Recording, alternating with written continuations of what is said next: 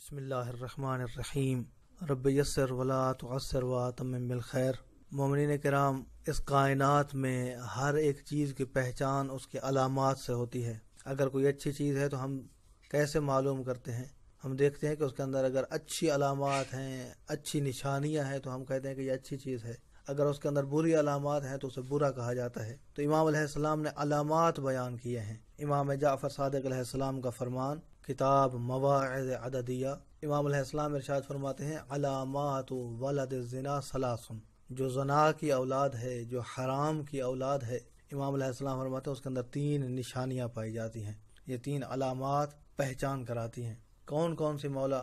فرمایا سوء المحضر، پہلی علامت یہ ہے کہ اس کی صحبت اذیت ناک ہوگی۔ اس کے ساتھ جو لوگ بیٹھیں گے انہیں وہ تکلیف دے گا، اپنی زبان کے ذریعے سے، اپنے اشاروں کے ذریعے سے، اپنے اعمال کچھ ایسے کرے گا جس کے ذریعے سے اس کے ساتھ بیٹھنے والوں کی اذیت ہوگی، اس کے ساتھ بیٹھنے والوں کو تکلیف ہوگی۔ یہ پہلی علامت ہے ولد الزنا کی، سوء المحضر۔ والحنین الی الزنا، امام علیہ السلام فرماتے ہیں کہ زنا کا دل دادا ہوگا، شوقین ہوگا زنا کا۔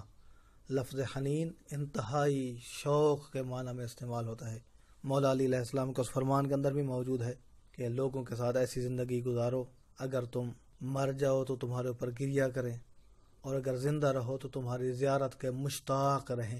وہاں پر لفظ حنو استعمال ہوا ہے، تو یہ اسی سے ہے کہ والحنین الی الزنا، زنا کا دل دادا ہوتا ہے، زنا کا شوقین ہوتا ہے، بدکاری اسے بے حد پسند ہوتی ہے۔ وبغضنا اہل البیت، اور فرمایا وبغضنا اہل البیت، اور فرمایا ہم اہل بیت کے ساتھ بغض، یہ بھی علامت ہے۔ اگر کسی کو دیکھنا ہے کہ وہ مبغض اہل بیت ہے، امام علیہ السلام فرماتے ہیں کہ وہ ولد الزنا ہوگا، وہ حلال کی پیداوار نہیں ہوگا، وہ حرام کی پیداوار ہوگا۔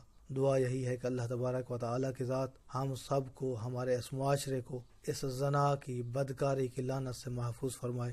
اپنا بہت سارا خیال رکھیے گا، اپنی دعاؤں میں یاد رکھیے گا۔ محمد نقی جسکانی کو حوزہ علمیہ نجف اشرف سے شیعہ پوائنٹ سے اجازت دیجیے۔ والسلام علیکم ورحمۃ اللہ وبرکاتہ۔